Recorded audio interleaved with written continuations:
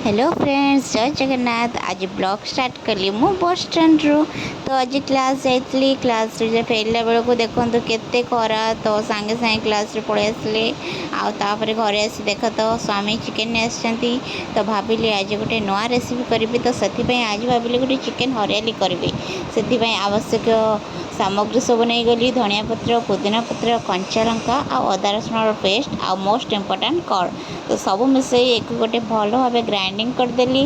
तापर चिकेन ले पेस्ट को मिसई देली। आउ टिके अदा रसुण पेस्ट आ लंका गुंड, हल्दी गुंड, लुण, चिकेन मसला, ब्लैक पेपर पाउडर पकई भल भाव को मिक्स करदेली।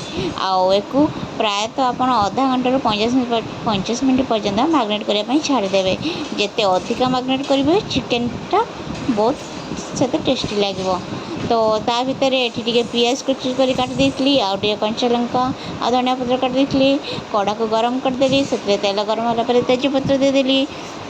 आ मो पाखे जी सब गोटा मसला थी सब गोटा मसला देदेली।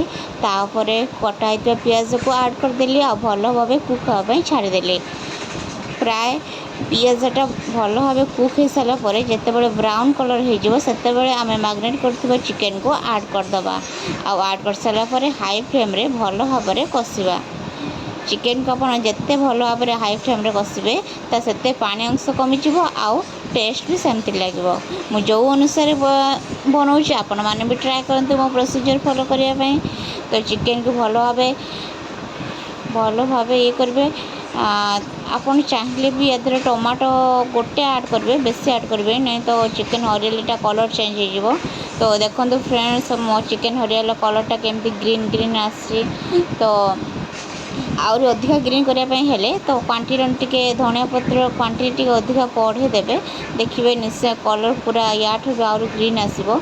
तो मो पाखे जी भी धनिया पत्र थी मुझे ही ऐड कली। तो बाकी देखूँ सांग मैंने चिकेन लुकटा केमती आसी। जदि मो रेसिपीटा भल लगी निश्चित लाइक शेयर सब्सक्राइब करेंगे। Bye bye.